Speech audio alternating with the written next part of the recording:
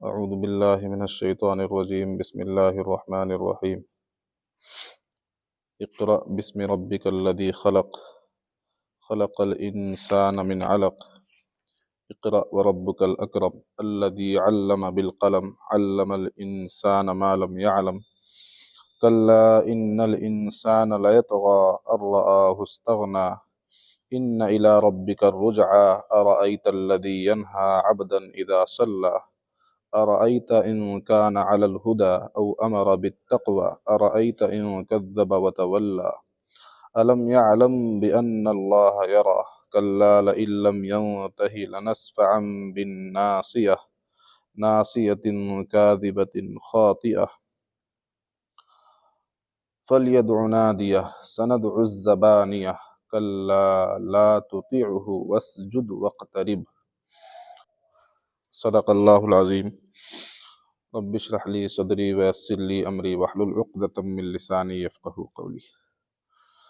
تمام لوگوں پر ایک سجدہ واجب ہو گیا ہے، ابھی تفسیر مکمل کر کے اپنا اپنا سجدہ ادا کر لیجیے گا۔ سجدہ تلاوت کا طریقہ یہ ہے کہ آدمی سیدھا کھڑا ہو اور سجدہ تلاوت کی نیت سے، یعنی تلاوت کا سجدہ میں کر رہا ہوں، سجدے میں چلا جائے اور کم از کم 3 مرتبہ سجدے کی تسبیح سبحان ربی الاعلیٰ پڑھے اور پھر اللہ اکبر کہتا ہوا کھڑا ہو جائے۔ اللہ اکبر کہہ کر سجدے میں جائے اور اللہ اکبر کہہ کر کھڑا ہو جائے۔ سجدے میں ایک ہی سجدہ کرنا ہے، 3 مرتبہ سبحان ربی الاعلیٰ جس طرح سجدے میں پڑھتے ہیں اس طرح پڑھیں گے۔ بہتر یہ ہے کہ جب بھی سجدے کی آیت آئے تلاوت کرتے ہوئے یا تلاوت سنتے ہوئے تو اسی وقت سجدہ کر لیا جائے۔ بعض لوگ پڑھتے رہتے ہیں کہ پورا کلام پاک ختم کر کے ایک ساتھ 14 سجدہ کریں گے، تو یہ اچھا طریقہ نہیں ہے۔ جب سجدے کی آیت تلاوت کی جائے اسی وقت سجدہ کر لینا چاہیے۔ اس سورت کا نام ہے سورۃ العلق، اور اس سورت کے 2 حصے ہیں نا۔ پہلی 5 آیتیں یہ اللہ تبارک و تعالیٰ نے بالکل آغاز وحی کے نزول کا جب آغاز ہوا، جب آپ صلی اللہ علیہ وسلم کو نبوت عطا کی گئی، اس وقت 5 آیتیں نازل ہوئیں، اور اس کے بعد بقیہ سورت جو ہے وہ کچھ بعد میں نازل ہوئی بقیہ آیتیں۔ آپ صلی اللہ علیہ وسلم کو 40 سال کی عمر میں نبوت سے سرفراز کیا گیا۔ ویسے تو ہر نبی پیدائشی نبی ہوتا ہے، نبی کا انتخاب پیدائش سے پہلے ہی ہو جاتا ہے۔ نبی ہونا یہ اپنی صلاحیت اور قابلیت کے بیس پر نہیں ہے کہ کوئی اتنی کوشش کرے، اتنی محنت کرے، اتنی عبادت کرے کہ وہ نبی بن جائے، ایسا نہیں ہے۔ نبی ہونا یہ اللہ تبارک و تعالیٰ کی طرف سے ایک عطیہ ہے اور اللہ کا انتخاب ہے۔ اللہ جس کو چاہتا ہے اس کو نبی بناتا ہے۔ خود سے انسان کوئی ایسا کام کر کے، ایک آدمی چاہے کہ پوری زندگی وہ سجدہ میں پڑا رہے، پوری زندگی اللہ کی عبادت کرتا رہے اور نبوت اس کو مل جائے، ایسا نہیں ہے۔ نبی ہونا یہ اللہ کی طرف سے طے ہوتا ہے کہ کس کو اللہ تعالیٰ نبی بنائے گا۔ تو ہر نبی پیدائشی طور پر نبی ہوتا ہے، لیکن نبوت کا ظہور، نبوت کا اظہار کب کرنا ہے، نبوت کا اعلان کب کرنا ہے، اللہ تبارک و تعالیٰ کی طرف سے پیغام بھیجے جانے کا آغاز کب سے ہونا ہے، یہ اللہ تبارک و تعالیٰ اس کے لیے ایک وقت مقرر کرتا ہے۔ تو نبی پاک صلی اللہ علیہ وسلم نے، یعنی آپ پر جو نبوت کا ظہور ہوا وہ کب ہوا؟ 40 سال کی عمر میں، ٹھیک ہے۔ حضرت عائشہ صدیقہ رضی اللہ عنہا کی روایت ہے کہ نبی پاک صلی اللہ علیہ وسلم کو شروع میں جب وحی کی ابتدا ہوئی، تو وحی کس کو کہتے ہیں؟ یعنی اللہ کا پیغام نبی کے پاس جو آتا ہے اس کو وحی کہتے ہیں۔ تو وحی کا آغاز کیسے ہوا کہ آپ صلی اللہ علیہ وسلم کو رات میں سچے خواب آتے تھے، بالکل صاف ستھرے سچے، روشن دن کی طرح، اور صبح آپ صلی اللہ علیہ وسلم ان خواب کو بالکل سامنے اپنی آنکھوں سے دیکھتے تھے۔ یعنی رات میں جو سپنے میں دیکھا، خواب میں دیکھا، وہ آپ صلی اللہ علیہ وسلم دن میں اس کا مشاہدہ کرتے تھے۔ تو اس طرح کے بالکل سچے خواب آنے شروع ہوئے نبی پاک صلی اللہ علیہ وسلم کو۔ تو یہ آغاز وحی ہے، وحی کی ابتدا یہاں سے ہوئی۔ پھر آپ صلی اللہ علیہ وسلم نے غار حرا میں عبادت شروع کی۔ غار حرا یہ جبل نور پہاڑ کا نام ہے، جبل نور وہاں ہے غار حرا۔ جو لوگ جاتے ہیں حج کرنے عمرہ کرنے وہ دیکھتے ہوں گے، وہاں جا کر آپ صلی اللہ علیہ وسلم ہفتوں 10 دن 20 دن وہاں جا کر آپ مراقبہ کرتے تھے، بیٹھتے تھے اور اللہ کو یاد کرتے تھے۔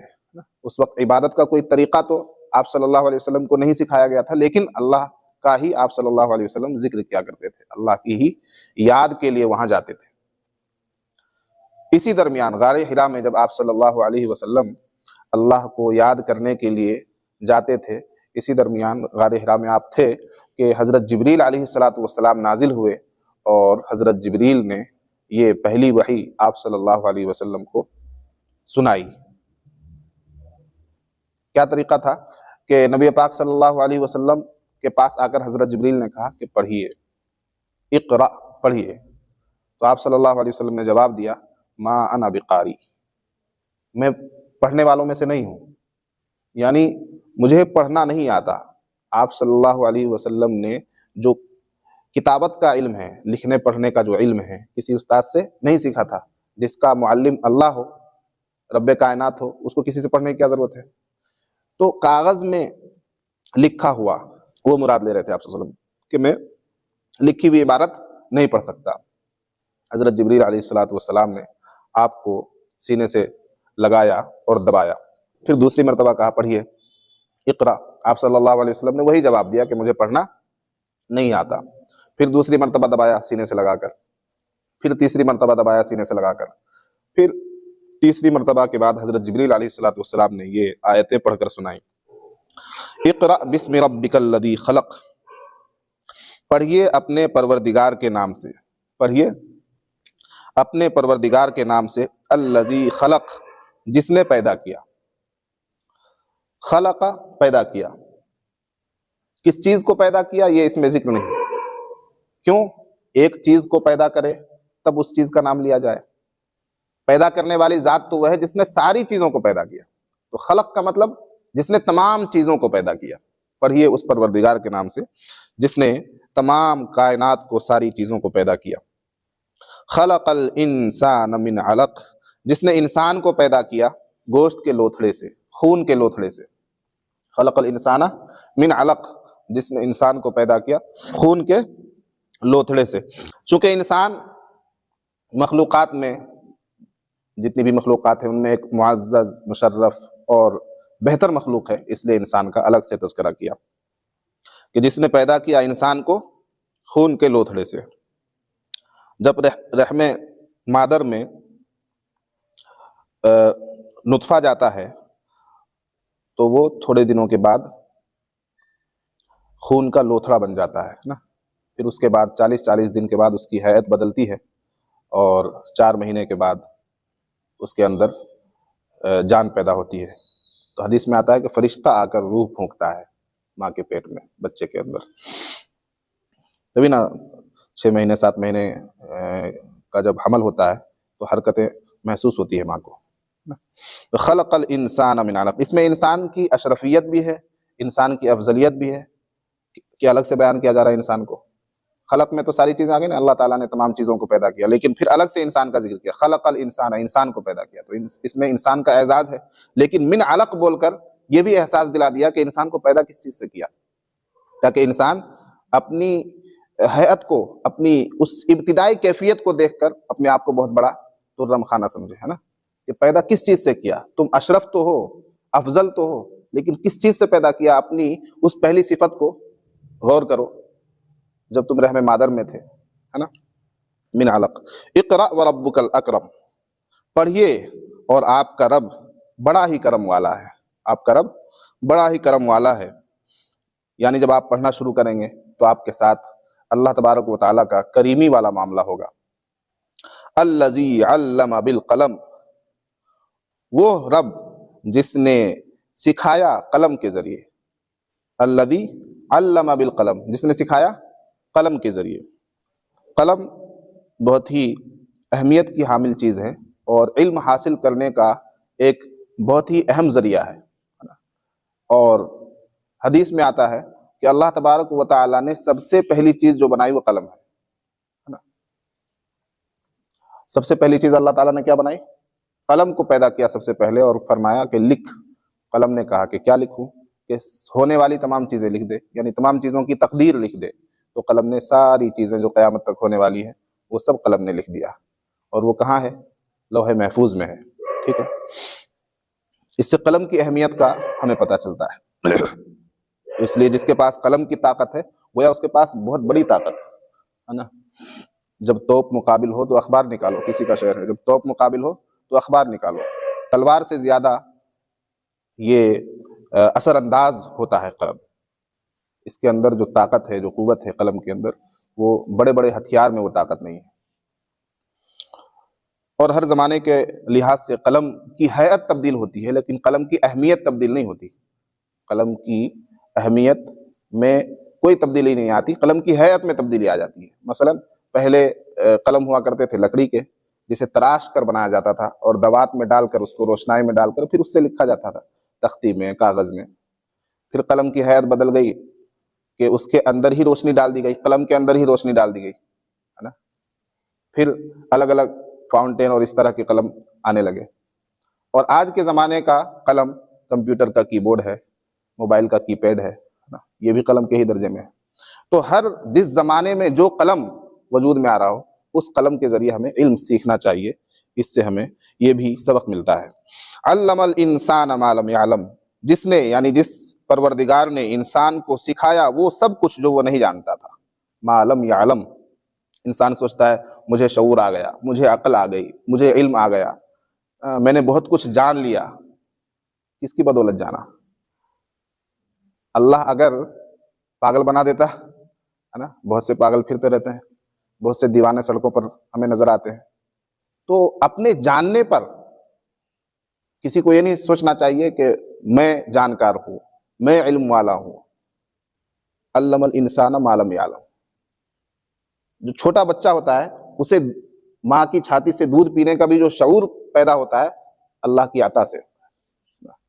اللہ تعالیٰ اگر اسے یہ شعور نہ بخشے کہ تجھے دودھ کہاں سے ملے گا اور دودھ کیسے ملے گا، یعنی روتا ہے تب اس کو دودھ ملتا ہے، تو جو کچھ بھی انسان جان رہا ہے وہ اللہ کی عطا سے جان رہا ہے۔ علم الانسان ما لم یعلم، جس نے انسان کو علم سکھایا وہ سب کچھ سکھایا جو وہ نہیں جانتا تھا۔ کلا ان الانسان لیطغی، یہ 5 آیتیں ہو گئی جو غار حرا میں نازل ہوئی تھی، علم الانسان ما لم یعلم تک، ٹھیک ہے۔ وہ حدیث آدھی رہ گئی جب حضور صلی اللہ علیہ وسلم کو حضرت جبریل علیہ السلام نے 3 مرتبہ دبایا اور پھر یہ 5 آیتیں پڑھ کر سنائیں۔ اس کے بعد حضور صلی اللہ علیہ وسلم کی کیفیت بدل گئی اور آپ کو بہت زیادہ سردی لگنے لگی۔ آپ آئے حضرت خدیجہ رضی اللہ عنہا جو آپ کی پہلی اہلیہ ہیں، ان کے پاس آئے اور بتایا پورا واقعہ کہ میرے ساتھ آج غار حرا میں ایسا ایسا ہوا، اور فرما رہے تھے زملونی، مجھے کچھ کپڑا اڑاؤ، کمبل اڑاؤ، یہ سردی لگ رہی تھی آپ کو۔ اور آپ صلی اللہ علیہ وسلم نے فرمایا کہ مجھے اپنی جان کے جانے کا ڈر محسوس ہو رہا ہے۔ اس وقت حضرت خدیجہ رضی اللہ عنہا نے آپ کو دلاسا دیا اور آپ کے جو اوصاف حمیدہ تھے، آپ کی جو اچھائیاں تھیں وہ گنوائیں کہ آپ کیسے ہلاک ہو سکتے ہیں، آپ کو کوئی کیسے نقصان پہنچا سکتا ہے، جبکہ آپ دوسروں کی مدد کرتے ہیں، دوسروں کو کھانا کھلاتے ہیں، صلہ رحمی کرتے ہیں، یتیموں کی مدد کرتے ہیں، غریبوں کی مدد کرتے ہیں، بے سہاروں کا سہارا بنتے ہیں۔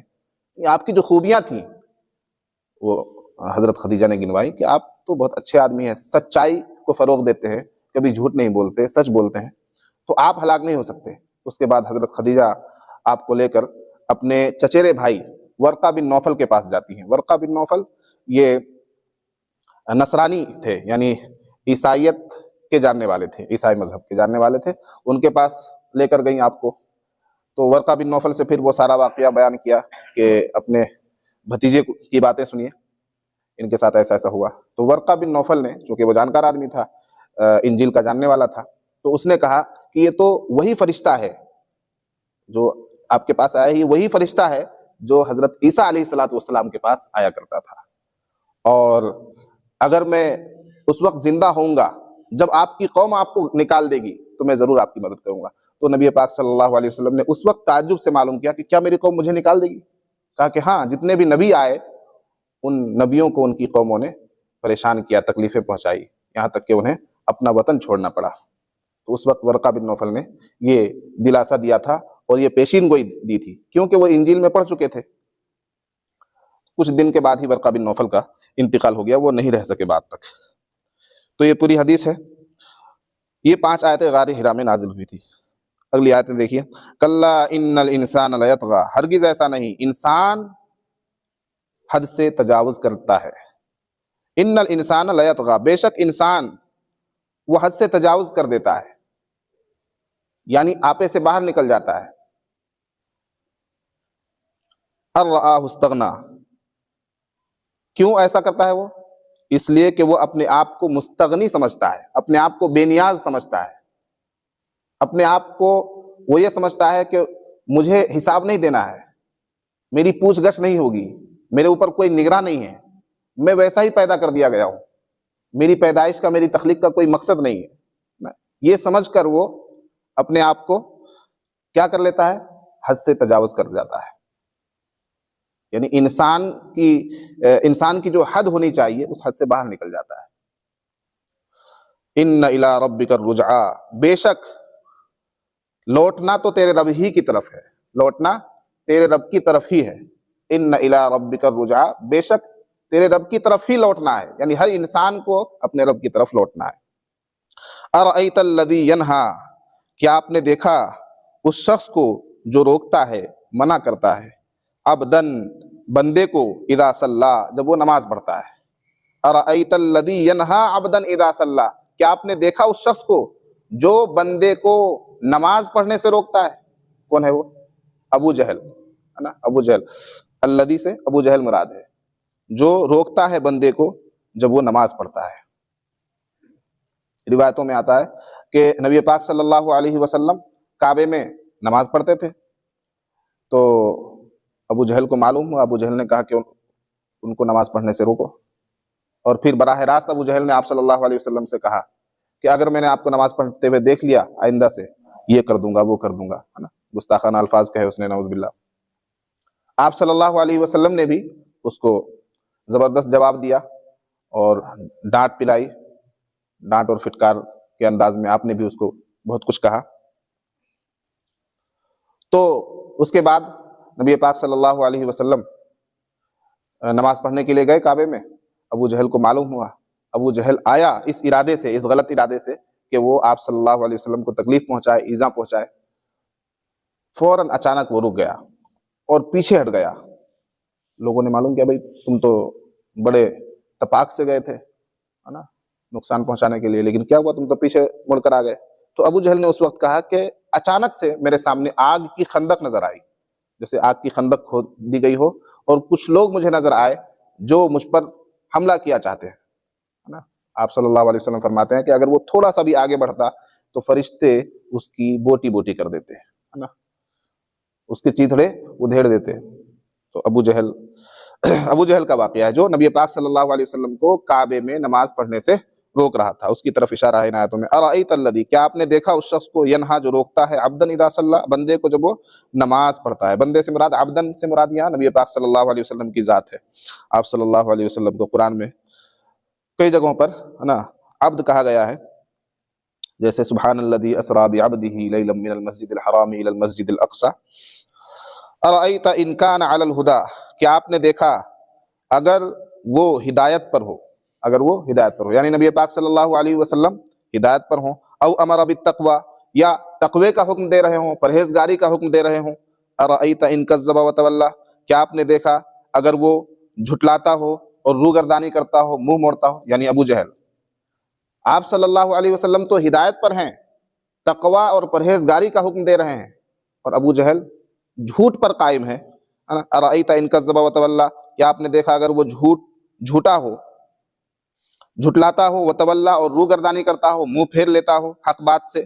الم یعلم بان اللہ یری، کیا وہ نہیں جانتا کہ اللہ دیکھ رہا ہے؟ الم یعلم، کیا وہ نہیں جانتا، بان اللہ یری، کہ اللہ تو دیکھ رہا ہے، اللہ سب کچھ دیکھ رہا ہے کہ کون حق پر ہے اور کون جھوٹ پر ہے، کون حق کے ساتھ ہے، کون باطل کے ساتھ ہے، کون اللہ کی عبادت کی طرف بڑھ رہا ہے اور کون اللہ کی عبادت سے روک رہا ہے۔ اللہ کو تو سب معلوم ہے، اللہ تو سب دیکھ رہا ہے۔ کلا، ہرگز نہیں، یعنی اگر وہ اپنی حرکتوں سے باز نہیں آیا لئن لم ينتہی، اگر وہ باز نہیں آیا، لنصفعا بالناصیہ، تو ہم اس کو پیشانی کے بالوں سے پکڑ لیں گے، ہم اس کو پیشانی کے بالوں سے، سر کے بالوں سے پکڑ لیں گے، یعنی یہ سزا دینے کی تعبیر ہے۔ ناصیۃ کاذبۃ خاطیہ، کیسی پیشانی؟ جو جھوٹی ہے اور خطا کار ہے، اس پیشانی سے جو جھوٹی ہے اور خطا کار ہے، گنہگار ہے، اس پیشانی سے ہم اس کو پکڑ لیں گے۔ فَلْيَدْعُ نَادِيَهُ، تو چاہیے کہ وہ بلا لے اپنی مجلس والوں کو۔ ابو جہل کے بارے میں کہا جا رہا ہے فَلْيَدْعُ نَادِيَهُ، چاہیے کہ وہ اپنی مجلس والوں کو بلا لے۔ جب آپ صلی اللہ علیہ وسلم نے ابو جہل سے کہا تھا، ابو جہل کی بات کا جواب دیا تھا اور اس کو ڈانٹ پلائی تھی کہ تمہاری ہمت نہیں ہے تم مجھے نقصان پہنچا سکو، تو ابو جہل کو اس وقت تعجب ہوا کہ یہ مجھے ڈانٹ رہا ہے۔ ابو جہل نے اس وقت کہا تھا تمہیں معلوم نہیں کہ سارے مکے میں سب سے زیادہ چاہنے والے میرے ہیں، سب سے زیادہ حمایتی میرے ہیں، میں ان کو بلا لوں گا، تمہارا کیا حشر ہوگا؟ تو اس کی جو ہے اس کا جواب اللہ تعالیٰ نے اس میں دیا، کیا؟ فَلْيَدْعُ نَادِيَهُ، تو چاہیے کہ وہ بلا لے اپنی مجلس والوں کو۔ پھر کیا ہوگا؟ سَنَدْعُ الزَّبَانِيَةَ، ہم بھی بلا لیں گے جہنم کے فرشتوں کو۔ روایت میں آتا ہے کہ اگر اس وقت ابو جہل نے تو کہا تھا نا کہ میں بلا لوں گا اپنے حمایتیوں کو، اگر ابو جہل اس وقت بلا لیتا اپنے حمایتیوں کو اور اپنے جتنے بھی اس کے چٹے بٹے تھے ان لوگوں کو بلا لیتا نبی پاک صلی اللہ علیہ وسلم کو نقصان پہنچانے کے لیے، تو فوراً فرشتے نازل ہو جاتے اور ان سب کی دھجیاں اڑا دیتے۔ روایت میں آتا ہے اس نے صرف کہا، تو اللہ تعالیٰ فرما رہا ہے کہ کہنے سے کیا ہوگا، دھمکی دے رہے ہو، چاہیے تو یہ کہ تم اس دھمکی پر عمل کرو، پھر دیکھو نا کہ کیا ہوتا ہے۔ کہا تھا نا کہ میں گردن پر پیر رکھ دوں گا، لیکن آگے تو نہیں بڑھ سکا۔ تو جیسے وہ کہہ رہا تھا کہ میں اپنے حمایتیوں کو بلا لوں گا، اپنے لوگوں کو بلا لوں گا، تو بلا لوں گا سے کام نہیں چلے گا، بلاؤ، پھر پتہ چلے گا تمہیں کہ ہمارے فرشتے تمہارا کیا حال کرتے ہیں۔ فَلْيَدْعُ نَادِيَهُ، چاہیے کہ وہ بلا لے اپنی مجلس والوں کو، ابو جہل۔ سَنَدْعُ الزَّبَانِيَةَ، تو عن قریب ہم بھی جہنم کے فرشتوں کو بلا لیں گے۔ کلا، ہرگز نہیں، لا تطعہ واسجد واقترب، لا تطعہ، اس کا کہا نہ مانیے، اس کی بات نہ مانیے، یعنی وہ آپ کو اللہ کی عبادت سے روک رہا ہے۔ نبی پاک صلی اللہ علیہ وسلم کو خطاب ہے یہ کہ اس کی، یعنی ابو جہل کی اور اس جیسے جتنے بھی لوگ آپ کو عبادت سے روک رہے ہیں، اللہ کے سامنے سر بسجود ہونے سے روک رہے ہیں، اس کا کہا نہ مانیے۔ لا تطعہ، اس کی بات مت مانیے، واسجد، اور سجدہ کیجئے، واقترب، اور قریب ہو جائیے۔ حدیث میں آتا ہے کہ آدمی سب سے زیادہ اللہ کے قریب اس وقت ہوتا ہے جب وہ سجدے میں ہوتا ہے نا، یعنی سجدے کی جو حالت ہے وہ اللہ تبارک و تعالیٰ سے قرب کا سب سے اہم ذریعہ ہے، اس لیے آدمی کو سب سے زیادہ سجدہ کرنا چاہیے۔ اور زیادہ سجدہ کب ہوگا؟ جب وہ زیادہ نمازیں پڑھے گا، تو نفل نماز زیادہ سے زیادہ پڑھنی چاہیے۔ تو یہ پوری صورت ہے، دو حصوں پر یہ صورت منقسم کی جا سکتی ہے۔ ایک تو جب وہی کی پہلی 5 آیتیں نازل ہوئیں غار حرا کے اندر، ان 5 آیتوں میں اللہ تبارک و تعالیٰ نے پڑھنے کا حکم دیا، اللہ کے نام سے پڑھنے کا حکم دیا، اللہ تبارک و تعالیٰ کی صفت تخلیق، یعنی اللہ تعالیٰ نے تمام دنیا کو، ساری کائنات کو بنایا، اس کا ذکر کیا، اپنی کریمی کا ذکر کیا، قلم کا ذکر کیا، ہے نا، انسان جو کچھ جانتا ہے وہ اللہ کی عطا کردہ نعمت ہے، اس چیز کا ذکر کیا۔ اور پھر اس کے بعد ابو جہل اور نبی پاک صلی اللہ علیہ وسلم کے درمیان جو واقعات پیش آئے، ابو جہل آپ صلی اللہ علیہ وسلم کو کعبہ میں جانے سے، نماز پڑھنے سے روکتا تھا، اور آپ صلی اللہ علیہ وسلم کی طرف سے جو رد عمل آیا، اور اللہ تبارک و تعالیٰ نے جو آپ کی مدد فرمائی، ابو جہل کے سامنے جو آگ کی خندق بنا دی گئی، اور ابو جہل کو جو دھمکی دی گئی اس صورت کے اندر، تو وہ تمام باتیں اس میں درج ہیں اس صورت کے اندر۔ سبحان اللہ بحمدہ، سبحانک اللہم بحمدک، ونشہد ان لا الہ الا انت، استغفرک ونتوب الیک۔ سبحان ربک رب العزة عما یصفون، وسلام علی المرسلین، والحمد للہ رب العالمین۔